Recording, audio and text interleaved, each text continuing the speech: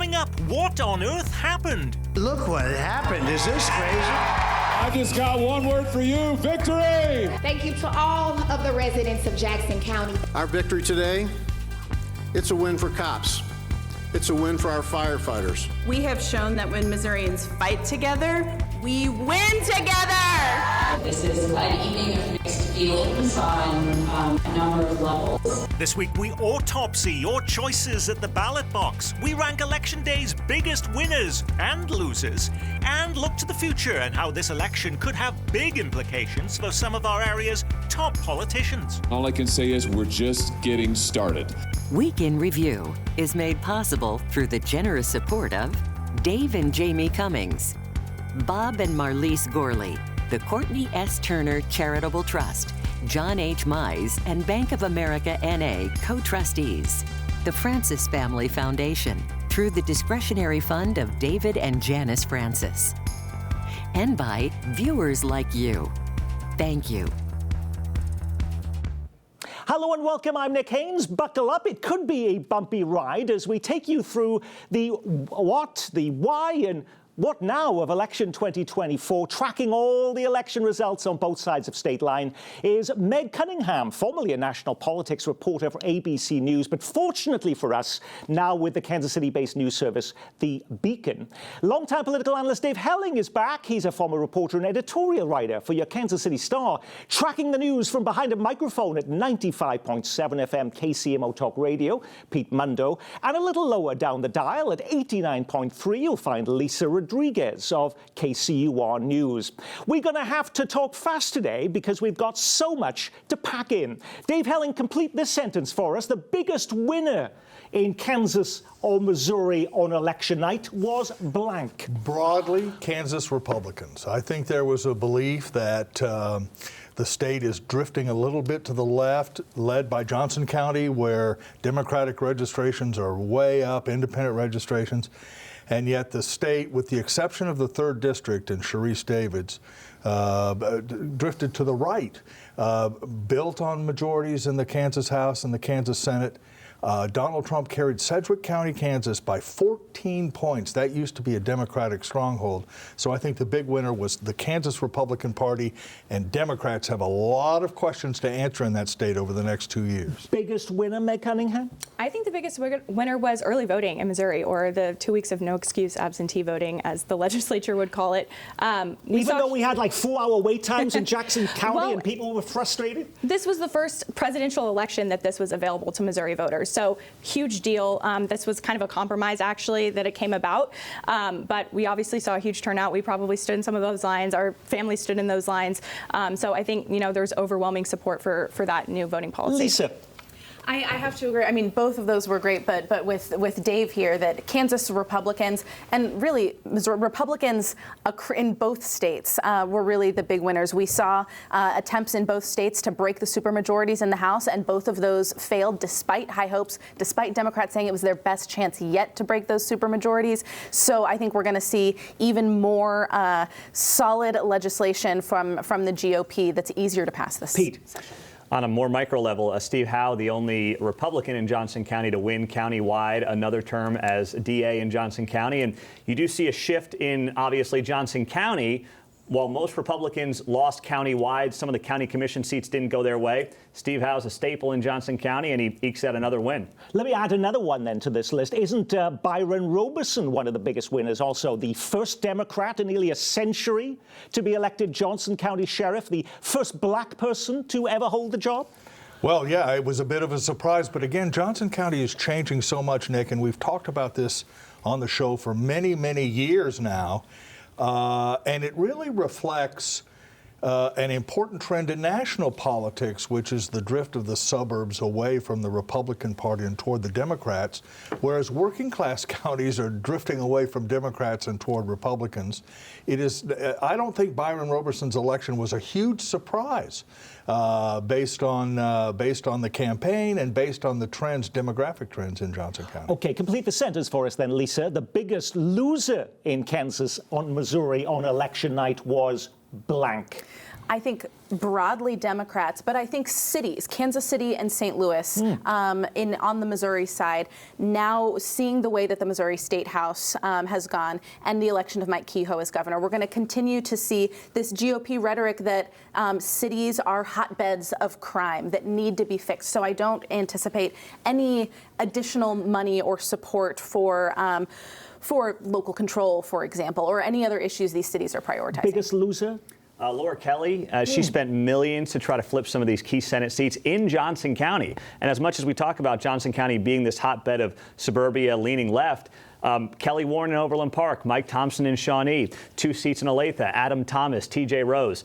They gained their majority in the Senate, and I talked to Ty Masterson, the Senate president, on Thursday, and he feels like his supermajority is more powerful than it was a year ago when he had some more defections and moderates who maybe weren't really down with, overriding the governor. He feels like he's got a solid supermajority that will stay in line. So they're going to make Laura Kelly's life even more miserable over the next 2 years, and she may have more enemies because now she tried to use ads against some of the people who actually won. And she's a lame duck, a big-time lame duck, can't run again in 2 years, so the Democrats will be looking for someone to nominate in her place. But Pete points out something important. In district races, where redistricting is important, everybody talks about how boring that is, but you can draw districts that kind of cement majorities in either Republican or Democratic circles.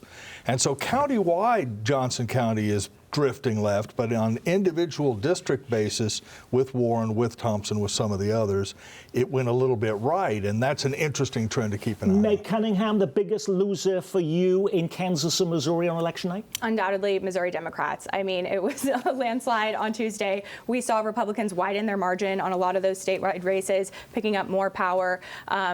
Democrats in Missouri have been working hard to shore up their statewide base. So far, that's not proving successful.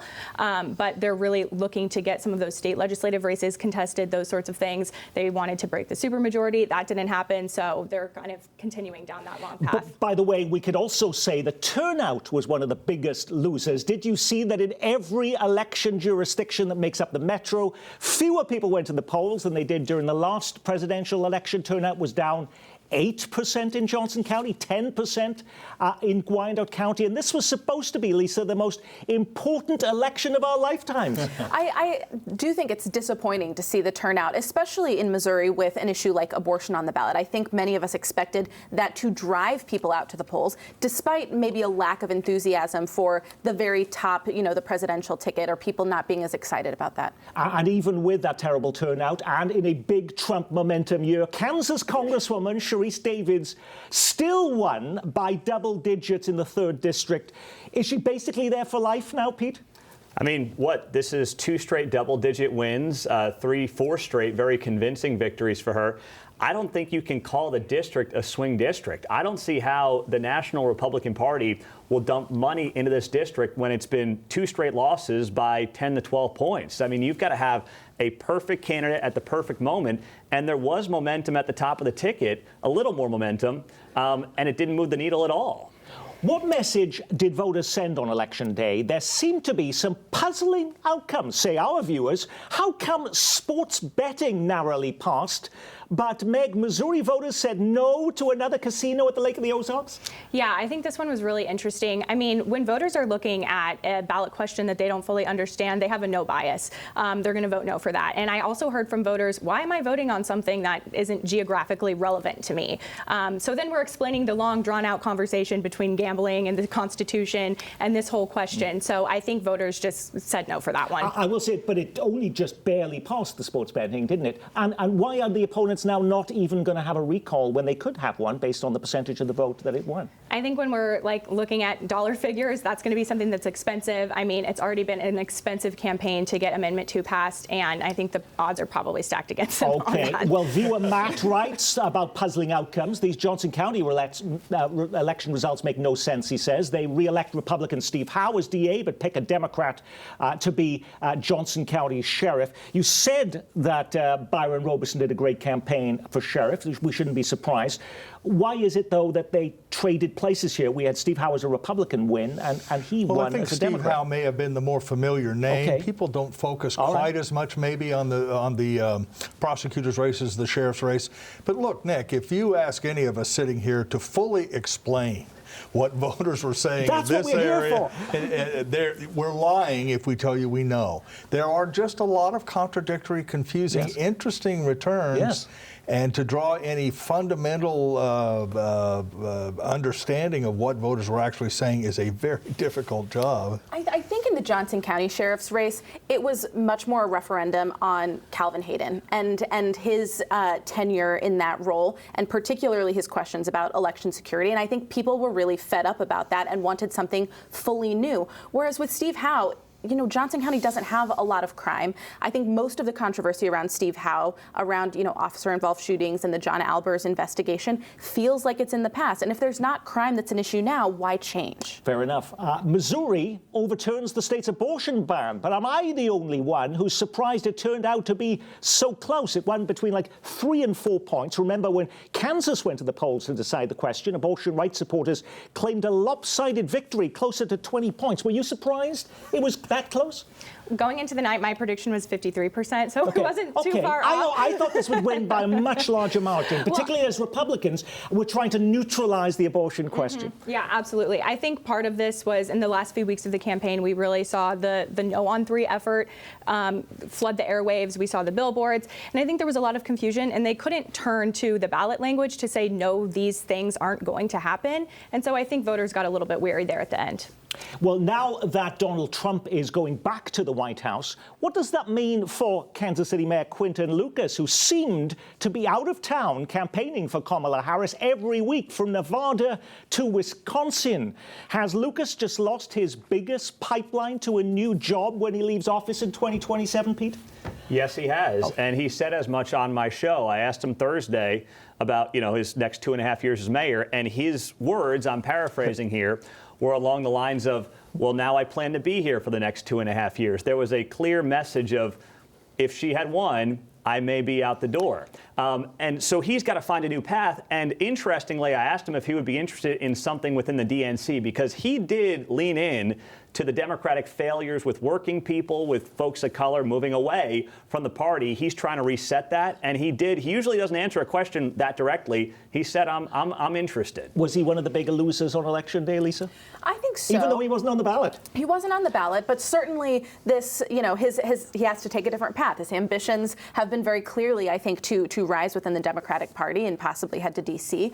I also think he, you know, in the election of Governor Mike Kehoe, doesn't necessarily gain any allies in Jefferson City either. And with, you know, he's hoping for more influence on the Board of Police Commissioners. I don't know that Mike Kehoe is going to work with him to appoint a commissioner that he wants. Dave. Yeah, I think it's likely that the mayor will be heavily involved with the stadium discussions, which have been reignited and will be reignited now for a couple of reasons. First, Mike Kehoe is a little bit friendlier to that idea, the idea of state aid for the stadiums, than maybe another Republican would have been, although the legislature still is a huge hurdle. John Patterson won in the 30th House District in Missouri. John Patterson is in line to be the next Speaker of the House in Missouri. He's from the Lee Summit area, that corridor. That will be extraordinarily important because at least stadium aid at some level will get a hearing in Jeff City when the Speaker wants it to have a hearing, as we assume that Patterson does. That means that the mayor may be at the fulcrum of trying to figure out this Chiefs and Royals future. I know. And that makes him busier than he might be as the Deputy Secretary at the Department of What's been amazing to Transportation. me, actually, about the stadium issue is that nobody seems to be in a rush anymore. And I saw that Clark Hunt, while we were doing all our election coverage, said, you know, I think we'll be in a better place to make a decision in the spring, Pete. Nobody's rushing on this. Well, and the Royals, I talked to somebody involved with the Royals, and they were pushed back by this playoff run. So now they're kind of hitting the reset button, too. I think Amendment 2 passing was also part of this puzzle that they're putting together. And then they've got to figure out this next location. They're almost starting from scratch after the failures in April. They've been kind of focused on baseball. So they do have some runway here to work with, but it's not going to happen overnight. Now that Donald Trump is heading back to the White House, will Kansas City Congressman Emanuel Cleaver decide he doesn't need this anymore? After all, just before Election Day, he just turned 80. I don't think we're going to see Congressman Cleaver back away anytime soon. He's certainly not indicated as much. He was more involved in the last administration. I don't know about this one, whether he can have as much influence, but he hasn't given any indication that he is ready to retire. 80 is young in Washington. I'll just throw that out there. Oh, that's good. So, I don't think he's going to be looking for the doors anytime soon. Of course, that might be, to the consternation of Lucas. So. Well, absolutely so. If he can't count on an administration job in Washington, D.C. with the Harris team, is he going to be sort of nudging Emanuel Cleaver to say, it might be time, because that might be his only other slot available?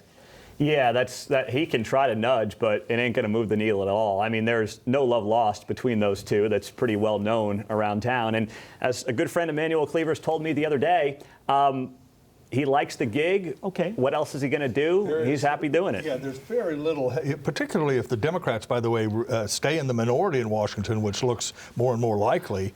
Not a lot of heavy lifting for the minority members. You just sort of show up, cast your votes.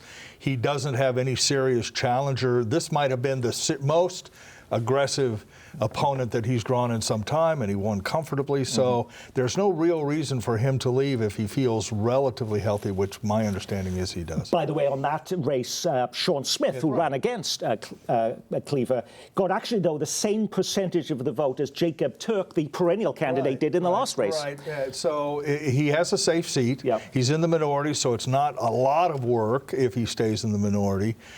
He's moving up the seniority ladder, so has some heft on some of the committees he sits on. That's a recipe for sticking around. Now, with Donald Trump now assembling his cabinet and new administration team, will there be some prominent Kansas and Missouri politicians joining him in Washington? Missouri U.S. Senator Eric Schmitt has been listed as a possible U.S. Attorney General pick.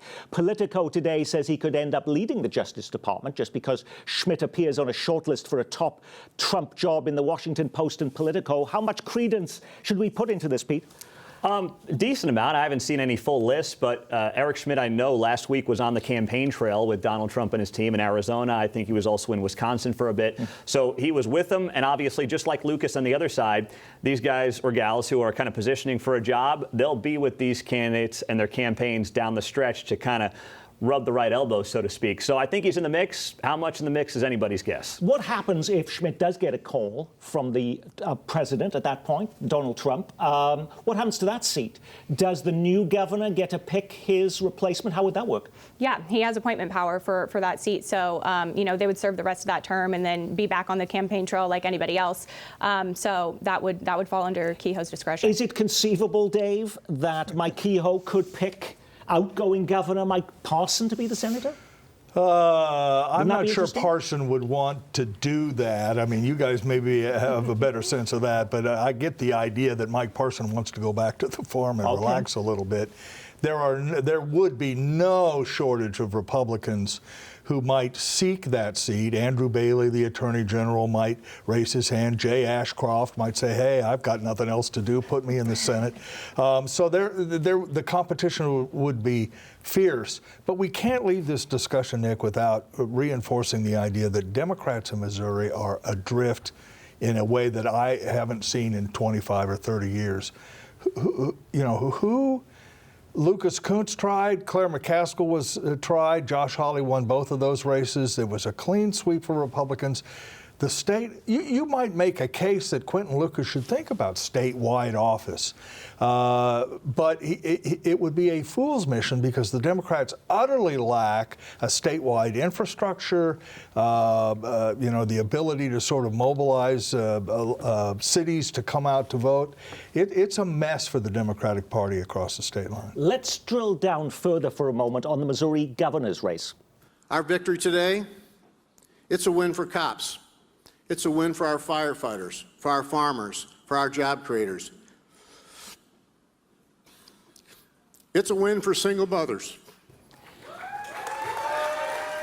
So what is the first biggest change we will see now that Mike Keogh is going to be governor, Meg? We've heard about his day one crime plan. That's certainly going to be a top priority. I think a lot of this does kind of revolve around interest in Jefferson City and regaining control of the St. Louis Police Department. We've had that debate going on for a couple of years now. It's certainly going to come back in full force. There's a lot of tension at that point. So I think we're going to be seeing that, and income taxes. Yeah, and back to what you said earlier then, Mayor Lucas can kiss goodbye to the notion of local control of police then, based on what Meg just said. Yes, absolutely. Or any hope that any Board of Police Commissioner's appointment would be an ally to him.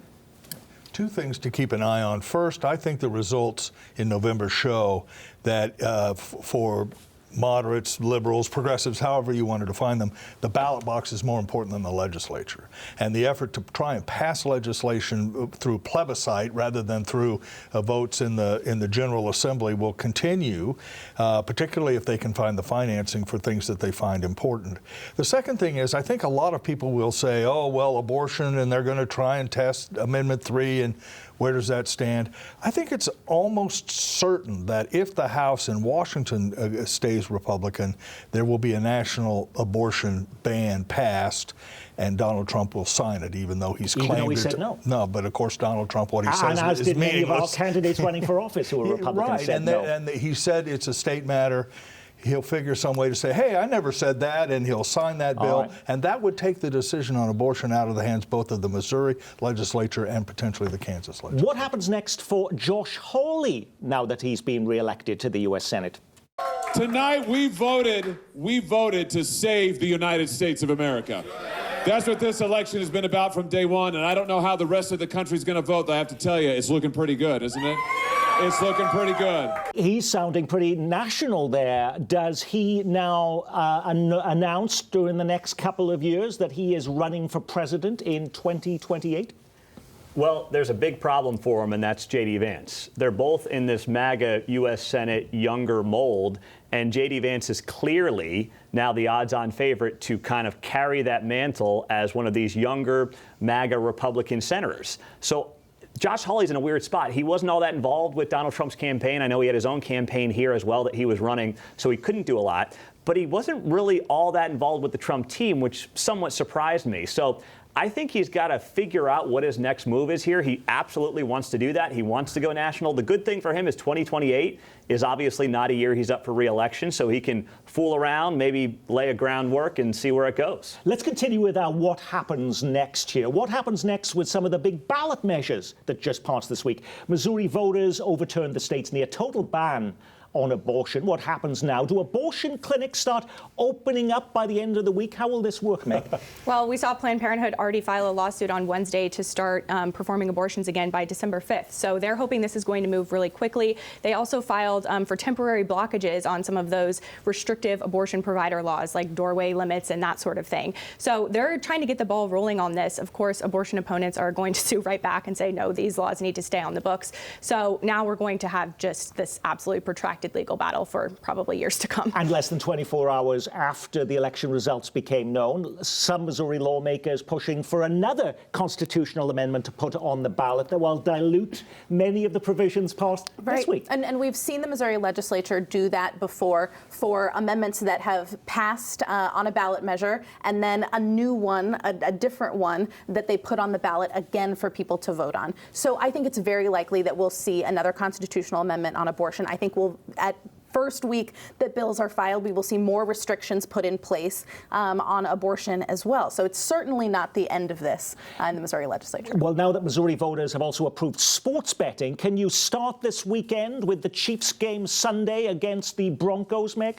Well, they have to be up and running by December 2025. I'm sure they're going to want to be. That's over a year away. Yeah, no, they're gonna be trying to get this going as soon as possible. I don't know how quickly that's going to happen, but they've been working behind the scenes, getting ready to go. They were really confident that this was going to pass, so I don't think it's going to be very long. No, I have to say we have had viewers upset that for the last month this show has been wall-to-wall election coverage. Becky actually wrote to me to say, "Isn't there something else you can talk about on Kansas City Week in Review?" review, while we in the media have certainly been fixated on the election, what has been the most significant local story that has simply fallen through the cracks and just doesn't get the coverage it deserved because we've been hosting these debates and election primers, Dave? Well, I think maybe we should talk a little bit about the idea of a WNBA basketball team coming to Kansas City, which Patrick Mahomes and his spouse are involved with, and there is some serious discussion. There are hurdles involved in terms of, first, other cities wanting a WNBA team.